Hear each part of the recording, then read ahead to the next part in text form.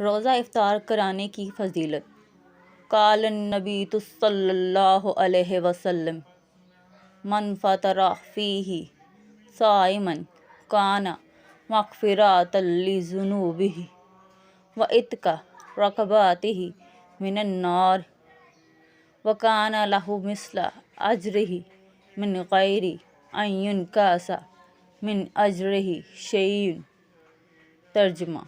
نبی کریم صلی اللہ علیہ وآلہ وسلم نے فرمایا، جو شخص کسی روزہ دار کا روزہ افطار کرائے تو یہ اس کے لیے گناہوں کے معاف ہونے اور آگ سے خلاصی کا سبب ہوگا۔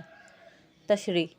حدیث مذکورہ میں افطار کی عظیم فضیلت بیان ہوئی ہے، جس سے یہ بات بخوبی معلوم ہوئی کہ حق جل شانہ اس ماہ رمضان میں بندوں کی مغفرت اور بخشش کا بہانہ ڈھونڈتے ہیں۔ روزہ دار کو افطار کرانے والے کے لیے گناہ کی معافی اور آگ سے خلاصی کی بشارت ہے۔